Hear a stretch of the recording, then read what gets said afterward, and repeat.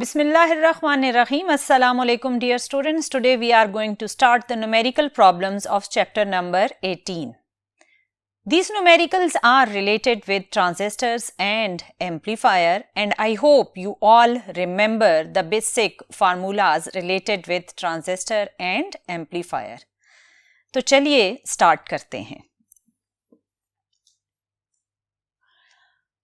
First numerical की statement कुछ इस तरह से है. The current flowing into the base of a transistor is 100 microampere. Find the collector current and then emitter current, then ratio of collector current to emitter current. Current gain beta is 100.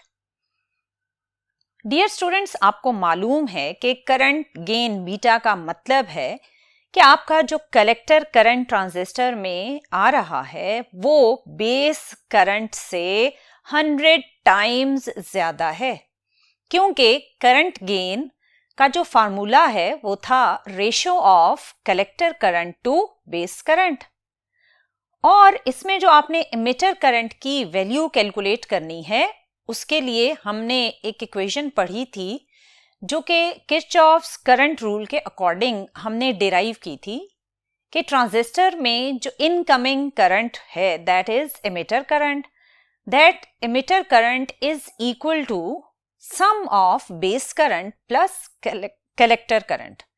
ये दो basic equations, एक आपके पास beta की और दूसरी आपके पास जो करंट से रिलेटेड इक्वेशंस है, ये दो इक्वेशंस हम इसमें यूज करेंगे और अपनी रिक्वायर्ड वैल्यूज को कैलकुलेट करेंगे. तो चलिए लिखते हैं कि हमारा गिवन डाटा क्या है और हमें क्या कैलकुलेट करना है. अगर आप क्वेश्चन की स्टेटमेंट को पढ़ें तो हमें जस्ट इसमें जो गिवन डाटा वैल्यूज हैं वो जस्ट 2 वैल्यूज गिवन हैं. इसमें जो फर्स्ट लाइन है that is base current value. Base current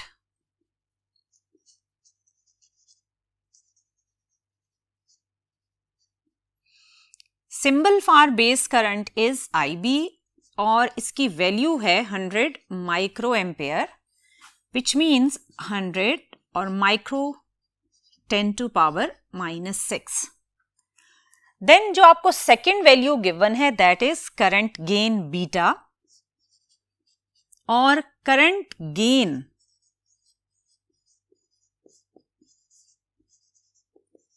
beta की वैल्यू है 100 और आपसे कहा गया है कि आप कैलकुलेट करें कलेक्टर करंट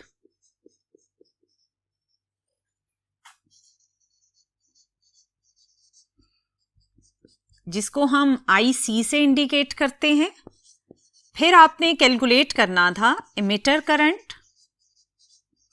जिसे आप IE से इंडिकेट करते हैं, और फिर आपसे कहा गया कि इन दोनों करंट्स की रेशो कैलकुलेट करें. रेशो आपने कैलकुलेट करनी थी collector current to emitter current. So it means आपने 3 वैल्यूज को कैलकुलेट करना है, collector current, emitter current and then their ratio. इसमें अगर आपने कलेक्टर करंट कैलकुलेट करना है तो आप करंट गेन के फार्मूले से उसको कैलकुलेट कर सकते हैं. To find IC, we use beta is equal to ratio of collector current to base current. आपने क्या कैलकुलेट करना है? आपने कलेक्टर करंट कैलकुलेट करना है. अगर आप डेटा में देखें तो आपको बीटा की वैल्यू भी गिवन है और बेस करंट की वैल्यू भी गिवन है. सो आप क्रॉस मल्टीप्लिकेशन से अगर इस इक्वेशन को रीअरेंज करें तो आप बड़े आराम से कलेक्टर करंट की वैल्यू कैलकुलेट कर सकते हैं. बीटा की वैल्यू हमें गिवन है 100 और बेस करंट की वैल्यू हमें गिवन है 100 माइक्रो एम्पेयर. अगर हम इनको सॉल्व करें तो ये कुछ इस तरह से वैल्यू होगी. डायरेक्टली अगर आप करेंगे तो इसकी वैल्यू आएगी 10⁻⁻² एम्पेयर, लेकिन हमने बुक के आंसर को फॉलो करना है और बुक में जो आंसर है वो मिली एम्पेयर्स में गिवन है। सो हमने इसको अगर मिली एम्पेयर में कन्वर्ट करना है या चेंज करना है तो हम यहाँ पर इसको 10 से मल्टीप्लाई भी करेंगे और 10 से डिवाइड भी करेंगे। ये 10 जब ऊपर आएगा डिनोमिनेटर से तो 10 की पावर -3। डियर स्टूडेंट्स, आपने देखा कि आपके कलेक्टर करंट की वैल्यू आई 10 × 10⁻³ और आप सब जानते हैं कि 10⁻³ मिली को इंडिकेट करता है। सो कलेक्टर करंट जो आपका फाइनली आंसर आया वो आया 10 और ये आपके पास 10⁻³ बना मिली एम्पेयर। सो कलेक्टर करंट की वैल्यू हो गई 10 मिली एम्पेयर। अब हमने जो दूसरी वैल्यू कैलकुलेट करनी है वो है emitter current. Emitter current calculate करने के लिए हम किरचॉफ करंट इक्वेशन यूज करेंगे जो आपने ट्रांजिस्टर के टॉपिक में पढ़ी थी कि एमिटर करंट जब एंटर होता है ट्रांजिस्टर में तो एमिटर करंट जनरेट करता है बेस करंट को और कलेक्टर करंट को। सो यही वाली इक्वेशन हम यूज करेंगे और फाइंड करेंगे एमिटर करंट की value. To find emitter current, we use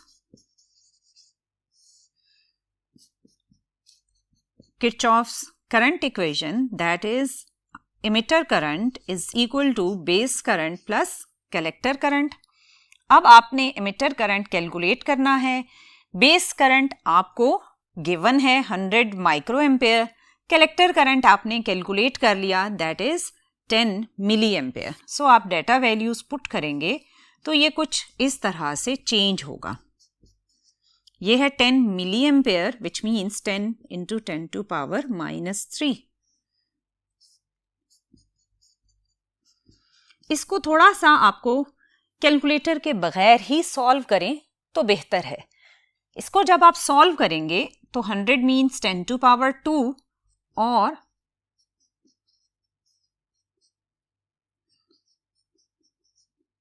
आपने यही स्टेप्स फॉलो करने हैं ताकि आप कोई मिस्टेक ना करें और कोशिश करें कि आप कैलकुलेटर के बगैर ही कैलकुलेशंस करें, क्योंकि अगर आप कैलकुलेटर के बगैर करेंगे तो ये आपको एंट्री टेस्ट में बहुत ही हेल्पफुल रहेगा। अब मैंने इसके 10 की पावर्स को चेंज कर लिया, सिंप्लीफाई कर लिया।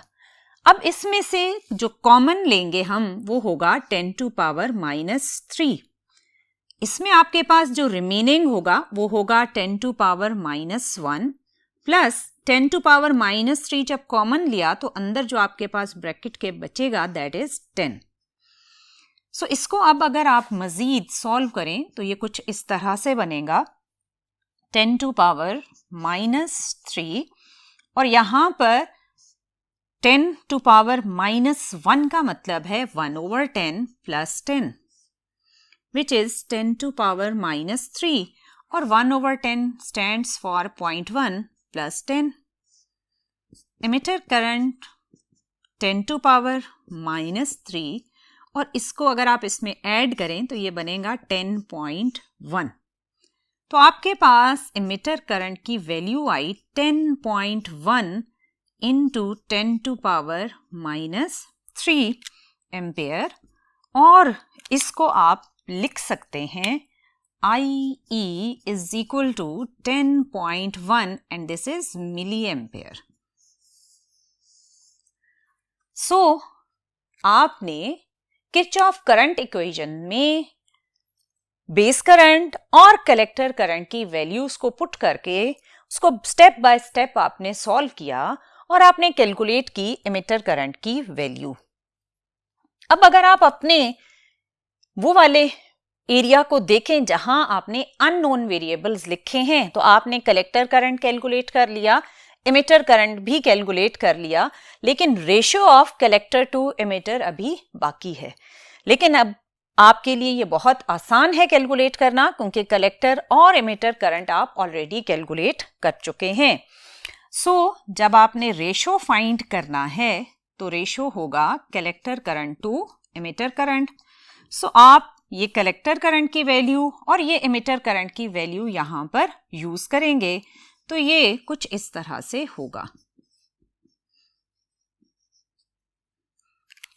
इसको जब आपने डिवाइड किया तो ये मिली एम्पेयर सेम यूनिट्स हैं, ये कैंसिल हो जाएंगे। और वैसे भी आपको मालूम है कि जब भी आप रेशो कैलकुलेट करते हैं तो रेशो में आपके पास यूनिट एग्जिस्ट नहीं करता, क्योंकि ये सिमिलर क्वांटिटीज का रेशो है और सिमिलर क्वांटिटीज का यूनिट सेम होने की वजह से कैंसिल हो जाएगा और आपके पास जो आंसर आएगा वो कुछ इस तरह से होगा।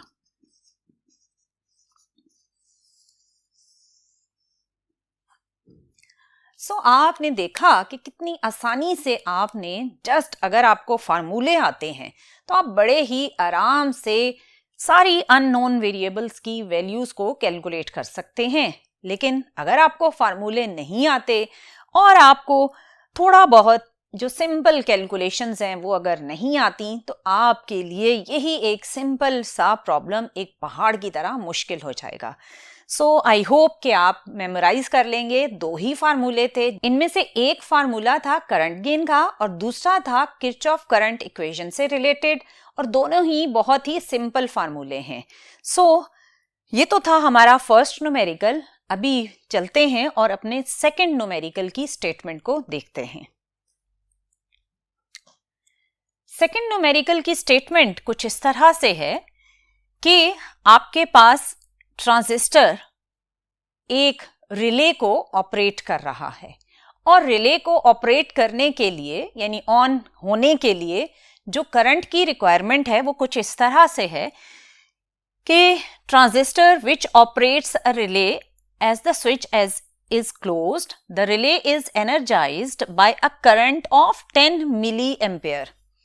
अगर आप डायग्राम को देखें तो आपका रिले कलेक्टर के साथ कनेक्टेड है। इसका मतलब ये कि ये जो 10 मिली एम्पेयर करंट रिले को एनर्जाइज कर रही है, ये करंट उसे कलेक्टर प्रोवाइड कर रहा है।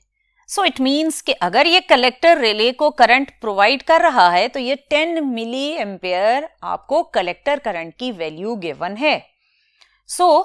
Calculate the value of RB. RB आपका बेस रेजिस्टेंस है which will just make the relay operate. इस स्टेटमेंट का मतलब ये है कि आप आरबी की वो वैल्यू फाइंड करें जो बाकी गिवन जो कंडीशंस हैं उनके अकॉर्डिंग इस तरह इस सर्किट में एडजस्ट हो कि रिले को जब कलेक्टर करंट प्रोवाइड करे तो कलेक्टर 10 मिली एम्पेयर करंट की value they.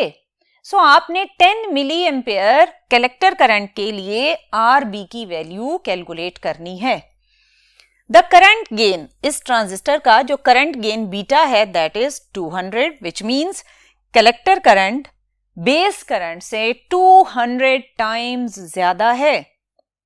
When the transistor conducts, its base emitter potential value is 0.6 volt.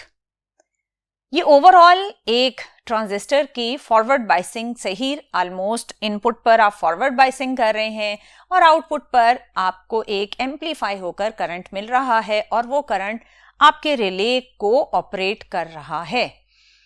इसमें अगर आप सर्किट की ओरिजिनल जो आपकी बुक में गिवन है डायग्राम वो देखें तो वो कुछ इस तरह से है, लेकिन जब हमने ट्रांजिस्टर की वर्किंग को पढ़ा था तो हमने इसके 2 लूप्स पढ़े थे और उनमें से एक आपका इनपुट करंट से रिलेटेड था और दूसरा लूप आपका आउटपुट करंट से रिलेटेड था। ये उसी अरेंजमेंट की शॉर्ट फॉर्म है। आपकी आसानी के लिए हम इसी अरेंजमेंट को उन 2 लूप्स की अरेंजमेंट में कन्वर्ट कर लेते हैं। ये आपके पास है बेस एमिटर जंक्शन। यहां देखें आप, ये बेस एमिटर जंक्शन और यही बेस एमिटर जंक्शन आपका एक स्विच के साथ, एक आरबी के साथ और फिर एक वीसीसी सोर्स के पॉजिटिव टर्मिनल के साथ कनेक्टेड है। इसी अरेंजमेंट को अगर आप एक इनपुट लूप के अकॉर्डिंग चेंज करें तो ये आपके पास हो गया बेस एमिटर और आपका बेस स्विच और आरबी के साथ कनेक्टेड है। आपने बेस को आरबी और स्विच के साथ कनेक्ट कर दिया और ये फिर पॉजिटिव ऑफ वीसीसी के साथ कनेक्टेड था। सो आपने इससे पॉजिटिव ऑफ VCC के साथ कनेक्ट किया और फिर आप जानते हैं कि एमिटर या बेस एमिटर जंक्शन में जो एमिटर का टर्मिनल है उसे आपने ग्राउंड कर दिया। यहां पर भी ग्राउंड आपको दिखाया गया है। अब जो सेकंड आउटपुट लूप है, उस आउटपुट लूप में आपके पास कलेक्टर किसको एनर्जाइज कर रहा है? रिले को। सो जब कलेक्टर रिले को एनर्जाइज कर रहा है तो साथ ही वो VCC के पॉजिटिव टर्मिनल के साथ भी कनेक्टेड है। सो यहां से आपका आउटपुट लूप बनेगा। सो आपका कलेक्टर यहां पर भी रिले के साथ ही कनेक्टेड है, रिले फिर पॉजिटिव टर्मिनल ऑफ VCC के साथ कनेक्टेड है और अल्टीमेटली ये आउटपुट लूप भी आपका ग्राउंड हो जाएगा। सो आपके पास इसमें ये बनेगा इनपुट लूप और ये बनेगा आपका आउटपुट लूप। अब उसने आपसे जो कैलकुलेट करने को कहा और जो डाटा दिया वो पहले हम लिख लेते हैं ताकि आपको कैलकुलेशंस करना आसान लगे। इसमें आपके पास जो गिवन डाटा है उनमें मैंने अभी आपको बताया कि रिले कनेक्टेड है किसके साथ? कलेक्टर के साथ। सो कलेक्टर जो करंट प्रोवाइड करेगा वो आपके रिले को मिल रही है और वो है 10 milli ampere, which means 10 into 10 to power -3 ampere. फिर उसने आपको करंट गेन की वैल्यू भी डेटा में बताई। करंट गेन की वैल्यू थी 200। करंट गेन की वैल्यू आपको डेटा में गिवन थी which is beta and that value is 200। और दूसरा आपको यह भी बताया गया कि जो आपके पास बेस एमिटर जंक्शन था उसकी वैल्यू थी 0.6 वोल्ट। इन तीन डेटा वैल्यूज को यूज करके आपने जो चीज कैलकुलेट करनी है वो ये कि जो इनपुट पर या बेस पर जो रेजिस्टेंस कनेक्टेड है दैट इज RB, उसकी वैल्यू कितनी है। इसे आप RB भी सिंपली कह सकते हैं या फिर आप बेस रेजिस्टेंस भी कहेंगे। सो ये आपका गिवन हो गया और ये आपके पास अननोन है। इसमें आपने RB की वैल्यू कैलकुलेट करनी है तो आपको इनपुट लूप देखना पड़ेगा क्योंकि ये इनपुट लूप की इक्वेशन से ही सॉल्व होगी। आपका ये इनपुट लूप है, इसमें आपके पास बेस एमिटर जंक्शन का पोटेंशियल गिवन है, आपको VCC 9 वोल्ट गिवन है और RB की वैल्यू आपने कैलकुलेट करनी है। सो आप इस लूप में किरचॉफ्स वोल्टेज रूल यूज करेंगे। किरचॉफ वोल्टेज रूल के अकॉर्डिंग जो आपका पोटेंशियल या DC सोर्स है वो 9 वोल्ट दो जगहों पर यहां पर ड्रॉप हो रहा है। इसका पोटेंशियल ड्रॉप हो रहा है across the resistance RB and across the potential barrier between base and emitter. इसको आप कह रहे हैं बेस एमिटर जंक्शन और इसका पोटेंशियल हम ले लेते हैं VB। सो अगर हम देखें तो हमारे पास तीन पोटेंशियल्स होंगे, एक होगा VCC और ये मेन पोटेंशियल ड्रॉप हो रहा है अक्रॉस रेजिस्टेंस RB और across the potential barrier base emitter. अब इसकी अगर आप इक्वेशन लिखें तो वो कुछ इस तरह से होगी।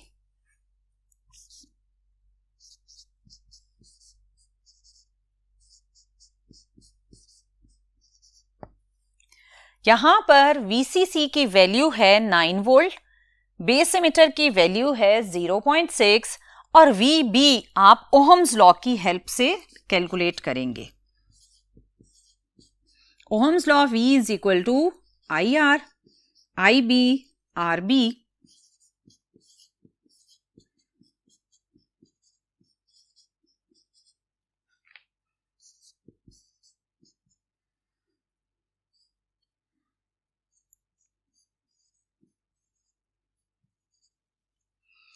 अब यहां अगर देखें आपने अगर RB की वैल्यू कैलकुलेट करनी है तो यू नीड IB, लेकिन अगर हम अपने डेटा को देखें तो यहां कहीं पर भी आपको IB की वैल्यू गिवन नहीं है।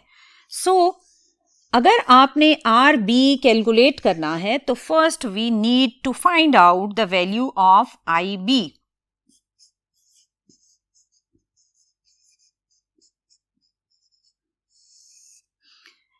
IB की वैल्यू आप बड़े आराम से कैलकुलेट कर सकते हैं क्योंकि आपको करंट गेन बीटा भी गिवन है और IC की वैल्यू भी गिवन है।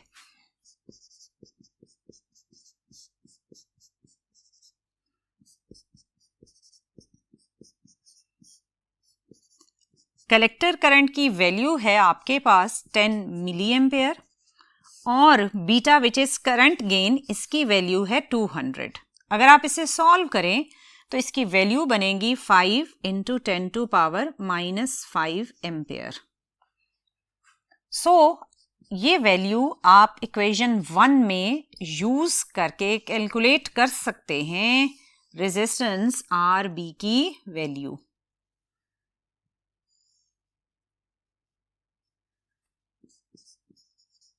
हम पुट करेंगे IB इक्वेशन 1 में। इक्वेशन 1 में लेफ्ट हैंड साइड पर था 8.4, राइट हैंड साइड पर IB एंड RB। IB आपने कैलकुलेट कर लिया, वो वैल्यू यहां पर आप पुट करें।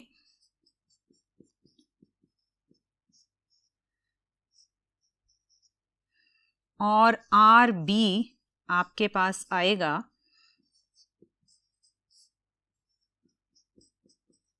जब आप इसे सॉल्व करेंगे तो ये बनेगा 168 × 10⁻³ ओहम्स, या आप इसे 168 किलो ओहम्स भी कह सकते हैं। ये आपका रिक्वायर्ड आंसर है, that is the value of RB। आपने देखा कि आपके पास सर्किट अरेंजमेंट में जो रिले गिवन था, अगर आपने उसको 10 मिली एम्पेयर कलेक्टर करंट देनी है तो जो बेस के साथ RB कनेक्टेड है उसकी वैल्यू आपको एडजस्ट करनी पड़ेगी 168 किलो ओहम्स के अकॉर्डिंग। ये तो था आपका न्यूमेरिकल 18.2। अब चलते हैं और सॉल्व करते हैं 18.3 को। ओके स्टूडेंट्स, न्यूमेरिकल 18.3 की स्टेटमेंट कुछ इस तरह से है कि आपके पास जो सर्किट अरेंजमेंट गिवन है उसमें बेस एमिटर जंक्शन के अक्रॉस पोटेंशियल ड्रॉप बहुत ही निग्लिजिबल है, और इस निग्लिजिबल का मतलब है कि आपने बेस एमिटर जंक्शन के अक्रॉस पोटेंशियल 0 कंसिडर करना है। बेस एमिटर जंक्शन के अक्रॉस पोटेंशियल ड्रॉप जब आपने 0 कंसिडर करना है तो ये बनेगा कुछ इस तरह, VBE इज 0। और दूसरा जो आपको डेटा गिवन है, अगर आप न्यूमेरिकल की स्टेटमेंट देखें तो उसमें आपको बीटा की वैल्यू, करंट गेन की वैल्यू भी गिवन है। Along with that, the other data values are base resistance is 800 kilo ohms, collector resistance is 1 kilo ohms, और जो पोटेंशियल सोर्स यूज हुआ है वो है 9 वोल्ट का। लेकिन अगर मैं अगेन इस सर्किट अरेंजमेंट को देखूं तो इसमें उसने इनपुट लूप और आउटपुट लूप्स को अलग अलग नहीं बनाया हुआ। अगर हम इसको अपनी आसानी के लिए कन्वर्ट करना चाहें तो इसकी कन्वर्जन कुछ इस फॉर्म में होगी। आप देख रहे हैं कि यहां पर बेस ट्रांजिस्टर का RB के साथ कनेक्टेड था और फिर यह positive terminal of potential source के साथ कनेक्टेड है। हमने सेम इसी को इनपुट लूप की फॉर्म में कुछ इस तरह चेंज किया कि बेस के साथ अगेन वही रेजिस्टेंस RB कनेक्टेड है, फिर आपका वो पोटेंशियल सोर्स का पॉजिटिव टर्मिनल RB के साथ कनेक्टेड है, और फिर यहां आप इसको वर्चुअली ग्राउंड कर देंगे। ये आपके पास कॉमन इमिटर ट्रांजिस्टर की कॉन्फ़िगरेशन है जिसमें इनपुट लूप में आपको इसकी वैल्यू भी गिवन थी जो कि हमने 0 लिखी है। बेस इमिटर जंक्शन का पोटेंशियल हो गया 0। ये आपका इनपुट लूप कंप्लीट हो गया। अगर आप आउटपुट लूप को देखें तो इसमें आपके पास कलेक्टर के साथ RC कनेक्टेड है, फिर VCC का पॉजिटिव टर्मिनल कनेक्टेड है। इसी को आपने जब लूप के अकॉर्डिंग कनेक्ट किया तो कलेक्टर के साथ हमने क्या कनेक्ट किया, RC के साथ क्या कनेक्टेड है, पॉजिटिव टर्मिनल, और ऑब्वियसली नेगेटिव इसका भी ग्राउंडेड होगा। ये आपका कॉमन एमिटर ट्रांजिस्टर का इनपुट और आउटपुट लूप के अकॉर्डिंग इस गिवन अरेंजमेंट का कन्वर्जन है। इस कन्वर्जन से आप बड़े आराम से जब आप किरचॉफ रूल लगाएंगे तो इक्वेशन बनाना आपके लिए बहुत इजी होगा। आपने जो वैल्यूज इसमें कैलकुलेट करनी है वो 4 वैल्यूज आपने कैलकुलेट करनी है। उसने कहा कि बताएं कि जब आप इसको बाइसिंग कंडीशन में लेकर आएंगे तो बेस में कितना करंट इंजेक्ट होगा और कलेक्टर में कितना करंट आपको आउटपुट की फॉर्म में मिलेगा, और आपके इस लूप में जो RC कनेक्टेड है, इस RC के अक्रॉस पोटेंशियल ड्रॉप कितना है, और ये जो आपका कलेक्टर इमिटर जंक्शन है इसके अक्रॉस जो आपका पोटेंशियल होगा वो होगा VCE। इसकी वैल्यू भी आपने कैलकुलेट करनी है। सो यहाँ पर बहुत सारी डाटा वैल्यूज हैं जो आपको कैलकुलेट करनी है। सो हम स्टेप बाय स्टेप करेंगे तो आपको कोई भी प्रॉब्लम फेस नहीं करना पड़ेगा। सो पहले हम अपना गिवन डाटा लिख लेते हैं। गिवन डाटा आपकी स्टेटमेंट में से भी आएगा और आपकी सर्किट की जो अरेंजमेंट गिवन है वहां से भी हम लिखेंगे। सो स्टेटमेंट के अकॉर्डिंग जो फर्स्ट है that is potential drop is negligible across base emitter junction, so we get 0. Next is beta which is 100, और अगर आप सर्किट की अरेंजमेंट पर जाएं तो आपको बेस रेजिस्टेंस की वैल्यू भी गिवन है और ये वैल्यू है RB which is 800 kilo ohms है। सो किलो की जगह आप लिख दें 10 to power 3 ओहम्स। फिर आपको कलेक्टर रेजिस्टेंस की वैल्यू भी गिवन है। सो आप कलेक्टर रेजिस्टेंस भी गिवन डाटा में लिखेंगे। कलेक्टर रेजिस्टेंस की वैल्यू है 1 और किलो की जगह आपने अगेन लिखा 10 to power 3, और आपने जो पोटेंशियल सोर्स VCC यूज किया है उसकी वैल्यू है 9 वोल्ट। सो यहाँ पर आपका कंप्लीट गिवन डाटा हुआ। अब आपने जो कैलकुलेट करना है वो आपके पास 4 वैल्यूज हैं। एक आपने कैलकुलेट करना है बेस करंट, फिर आपने कैलकुलेट करना है कलेक्टर करंट, और थर्ड आपने कैलकुलेट करना है पोटेंशियल ड्रॉप अक्रॉस RC और ये हो जाएगा VC। फिर आपने फोर्थ वैल्यू जो कैलकुलेट करनी है that is VCE which is potential across collector emitter junction। सो ये 4 वैल्यूज आपने कैलकुलेट करनी है। सो पहले हम देखते हैं कि आपने बेस करंट किस तरह कैलकुलेट करना है। बेस करंट कैलकुलेट करने के लिए अगर हम सोचते कि हम बीटा के फार्मूले से बेस करंट कैलकुलेट कर सकते हैं तो बीटा का जो फार्मूला है उसमें आपको IC और IB दोनों वैल्यूज रिक्वायर्ड होती हैं। बीटा की वैल्यू तो गिवन है लेकिन हमें डेटा में कहीं पर भी कलेक्टर करंट नहीं गिवन, सो आप बीटा वाली इक्वेशन यूज नहीं कर सकते। सो इसको सॉल्व करने के लिए आप हेल्प लेंगे किरचॉफ वोल्टेज रूल की, और जो इनपुट लूप है उसमें किरचॉफ वोल्टेज रूल के अकॉर्डिंग जो इक्वेशन बनेगी वो कुछ इस तरह से होगी। VCC ये आपके पास पोटेंशियल सोर्स है जिसका पोटेंशियल 2 जगह पर ड्रॉप होगा, एक इस रेजिस्टेंस के अक्रॉस ड्रॉप होगा और दूसरा बेस एमिटर जंक्शन के अक्रॉस। सो आप इसकी जब कंप्लीट इक्वेशन लिखेंगे तो it will be like this is the potential across resistance RB and this is the potential across base emitter junction. आपको VCC की वैल्यू गिवन है 9 वोल्ट, और इसकी अगर आप ओहम्स लॉ के अकॉर्डिंग इक्वेशन लिखें तो ओहम्स लॉ के according V is equal to IR। So VB will be IB RB, और बेस एमिटर जंक्शन की वैल्यू आपको 0 गिवन है। सो यहां से आपके पास IB RB ये इक्वेशन बनी। यहां से अब आपने क्या कैलकुलेट करना था, हम पार्ट 1 कर रहे हैं और आपने कैलकुलेट करना है base current. So base current calculate करने के लिए इक्वेशन कुछ इस तरह से चेंज हो जाएगी। इसमें अब आपको किसकी वैल्यू चाहिए, RB की, और आपके डाटा में RB की वैल्यू गिवन है। सो आप RB की value 800 into 10 to power 3 put करेंगे। जब आप इसको सॉल्व करेंगे तो आपको बेस करंट की वैल्यू मिलेगी,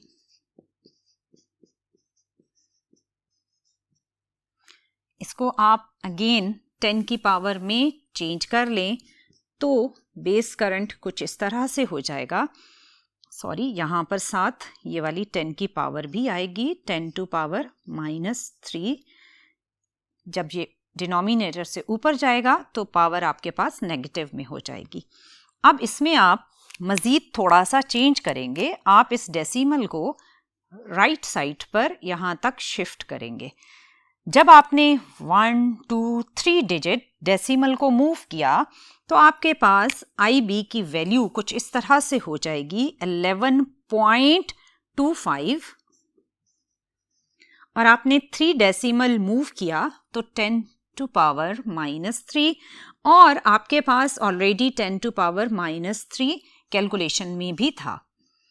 तो आंसर कुछ इस तरह से बनेगा 11.25 10 to power -6 ampere, which is the base current. आप इसको 11.25 माइक्रो एम्पेयर भी कह सकते हैं। ये तो हो गया आपके पास बेस करंट। अब आपने जो नेक्स्ट नंबर 2 पर चीज कैलकुलेट करनी है, दैट इज कलेक्टर करंट। अब आप बीटा का फार्मूला यूज करके, क्योंकि आपको कलेक्टर करंट कैलकुलेट करना है, बीटा आपको गिवन है और आपने बेस करंट फाइंड आउट कर लिया है, सो अब आप करंट गेन का फार्मूला यूज करके कैलकुलेशन कर सकते हैं। सो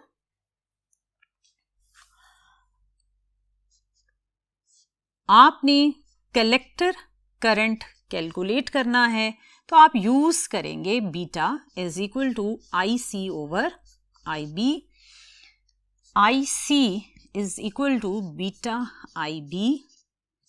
बीटा की वैल्यू आपको गिवन थी और बीटा की वैल्यू आपको गिवन है 100, और बेस करंट आपके पास आया 11.25 माइक्रो एम्पेयर। अब आप इसको सॉल्व कर लें तो ये कुछ इस तरह से चेंज हो जाएगा।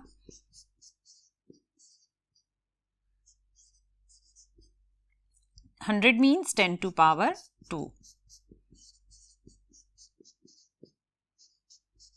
क्योंकि आपकी बुक में जो आंसर गिवन है वो मिली एम्पेयर में गिवन है, सो इस आंसर को जब आपने मिली एम्पेयर में कन्वर्ट करना है तो आप डेसिमल को इस साइड पर शिफ्ट करें ताकि ये पावर -4 से चेंज होकर -3 में चली जाए और आपके लिए मिली एम्पेयर में कन्वर्जन ईजी हो जाए।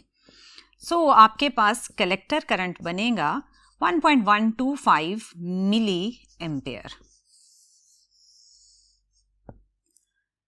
कलेक्टर करंट कैलकुलेट करने के बाद जो आपने नेक्स्ट वैल्यू कैलकुलेट करनी है वो है पोटेंशियल अक्रॉस रेजिस्टेंस RC, यानी आपने VC की वैल्यू कैलकुलेट करनी है। VC की वैल्यू अब आपने जो नेक्स्ट कैलकुलेट करनी है, इसके लिए आप सिंपली ओहम्स लॉ यूज करेंगे। VC is equal to IC RC। IC की वैल्यू आपने अभी कैलकुलेट की और IC की वैल्यू थी 1.125 मिली एम्पेयर,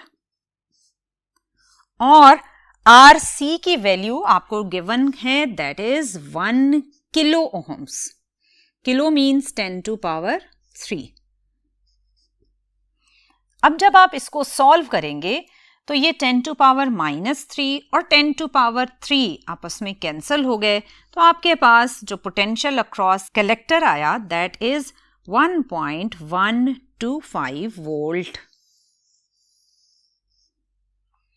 सो आपने 3 वेरिएबल्स कैलकुलेट कर लिए, एक था base current, second one collector current, और थर्ड आपका था रेजिस्टेंस RC के अक्रॉस आपने पोटेंशियल ड्रॉप कैलकुलेट करना था। फोर्थ वैल्यू आपने जो कैलकुलेट करनी है दैट इज VCE। इसको सॉल्व करने के लिए आपको लूप इक्वेशन देखनी पड़ेगी। अगर आप आउटपुट लूप देखें तो आपको VCE की वैल्यू नजर आ रही है जो कि अननोन है और आपने इसको कैलकुलेट करना है। इस पूरे लूप में आपके पास VCC का पोटेंशियल दो जगहों पर ड्रॉप हो रहा है। एक ड्रॉप है रेजिस्टेंस RC के अक्रॉस और दूसरा पोटेंशियल ड्रॉप है अक्रॉस VCE, और आपने यही VCE की वैल्यू अभी फाइंड आउट करनी है। सो आप इस पूरे लूप पर, आउटपुट लूप पर किरचॉफ वोल्टेज रूल इंप्लीमेंट करेंगे तो VCC must be equal to VC plus VCE। So इसके अकॉर्डिंग जब आप इक्वेशन लिखेंगे तो कुछ इस तरह से होगी।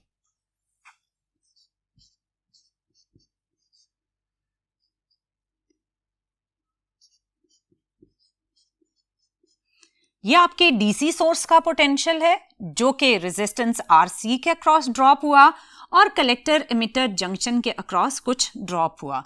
यहां से आपने VCE कैलकुलेट करना है।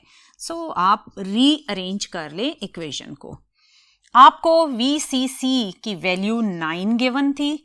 VC की वैल्यू आपने इससे प्रीवियस पार्ट में कैलकुलेट की, वो थी 1.125 और यहां से आपके पास VCE की वैल्यू आएगी 7.875 वोल्ट।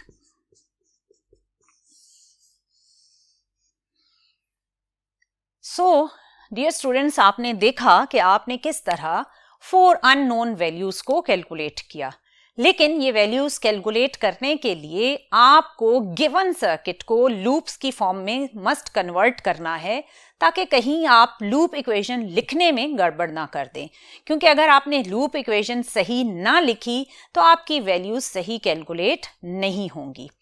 सो यहां तक तो था 18.3। अब जरा स्टेटमेंट नेक्स्ट न्यूमेरिकल 18.4 की देखते हैं कि क्या है। देखने में तो बहुत ही सिंपल और करने में भी बहुत ही सिंपल ही है ये न्यूमेरिकल। ये आपके एम्पलीफायर, जो ऑपरेशनल एम्पलीफायर के नाम से आपने पढ़ा था, उससे रिलेटेड है। ऑपरेशनल एम्पलीफायर की जो आपको सर्किट अरेंजमेंट गिवन है उसमें ये वाला टर्मिनल ग्राउंडेड है, जिसे आप वर्चुअली ग्राउंड भी कहते हैं, और इस टर्मिनल के साथ दो इनपुट्स कनेक्टेड हैं। एक input through resistance 10 kilo ohm 5 volt है और दूसरी 4 किलो ओहम के थ्रू -2 वोल्ट है, और जो फीडबैक रेजिस्टेंस है उसकी वैल्यू है 20 किलो ओहम्स। और आपसे कहा गया है कि इस सर्किट अरेंजमेंट में अगर ये रेजिस्टेंस दो इनपुट के साथ कनेक्टेड है, फीडबैक 20 किलो ओहम है, तो ये ओवरऑल पूरा जो एम्पलीफायर है इसकी आउटपुट वोल्टेज क्या होगी। इसको कैलकुलेट करने के लिए हम किरचॉफ्स करंट इक्वेशन की ही हेल्प लेंगे, लेकिन उसको लिखने से पहले थोड़ा सा हम इसके वेरिएबल्स को देख लेते हैं। इस इनपुट को हम कहेंगे V1 और इस रेजिस्टेंस को हम कहेंगे R1, इसे आप कहेंगे V2 और इस रेजिस्टेंस को आप कहेंगे R2। इस ब्रांच में से जो करंट आएगी दैट इज I1, इस ब्रांच में से जो करंट आएगा that is I2। I1, I2 इस पॉइंट पर आकर कंबाइन हो जाएंगे।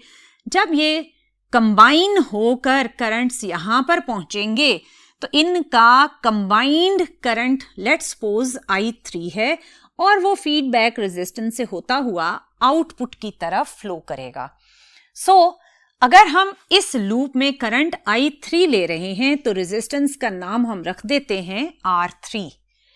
सो यहां आपको नजर आ रहा है कि इस पॉइंट पर आपके पास दो इनकमिंग करंट्स कंबाइन होकर आउट गोइंग करंट I3 को जनरेट कर रहे हैं। सो यहां पर हम इंप्लीमेंट कर सकते हैं Kirchhoff's first rule which is related with the flow of current.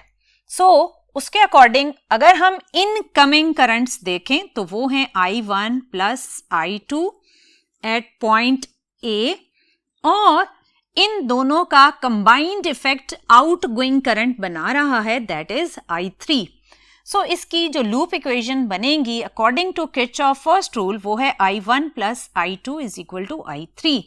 लेकिन I1, I2, I3 की वैल्यूज आप कैसे कैलकुलेट करेंगे, इसके लिए पहले हम डाटा लिख लेते हैं, फिर इसको बड़े आराम से आप ओहम्स लॉ की हेल्प से सॉल्व कर सकते हैं।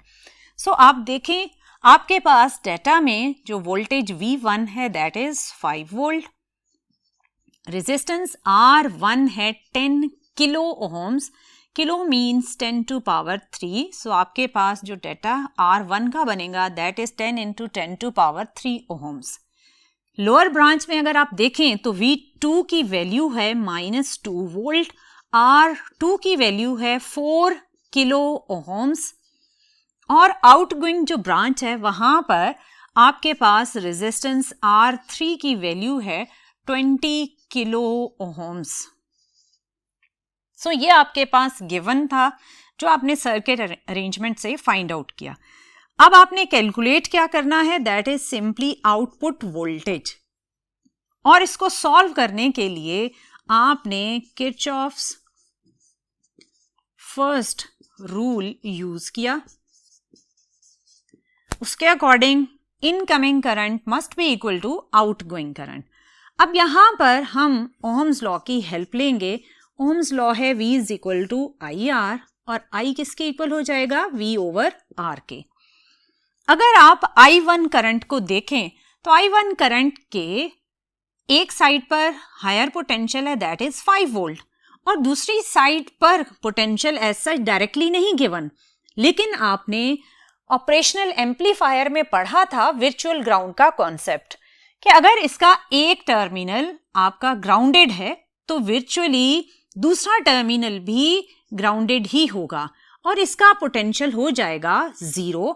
सो आपका करंट I1 5 वोल्ट से फ्लो करता हुआ 0 वोल्ट की तरफ आ रहा है, और इसी तरह I2 भी -2 और 0 के डिफरेंस की वजह से फ्लो कर रहा है। सो अगर आप यहां पर करंट को अकॉर्डिंग टू ओहम्स लॉ लिखें which is V over R, तो I1 करंट इस वक्त 5 - 0 डिवाइडेड बाय रेजिस्टेंस R1। चलें पहले R1 ही लिख लेते हैं। I2 -2 से 0 की तरफ जा रहा है और रेजिस्टेंस है R2। सिमिलरली I3 0 से आपके आउटपुट वोल्टेज की तरफ जा रहा है, तो ये बनेगा 0 - V out divided by R3।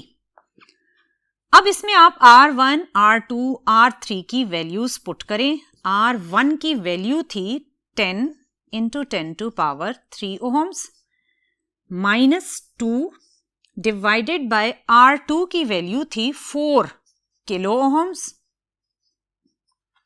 और यहां पर -V out R3 की वैल्यू है 20 किलो ओहम्स। अगर आप यहां पर देखें तो ये कुछ इस तरह से कैंसिल हो जाएगा और आपके पास जो फैक्टर बचेगा वो कुछ ऐसा होगा।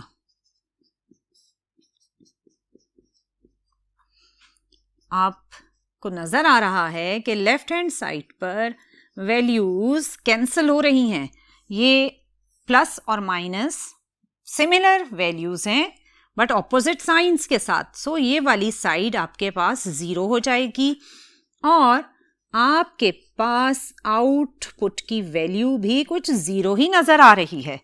अगर आप देखें तो ये जब आकर क्रॉस मल्टीप्लिकेशन के प्रोसेस में 0 से मल्टीप्लाई होगा तो ओवरऑल सारा फैक्टर ही 0 हो गया।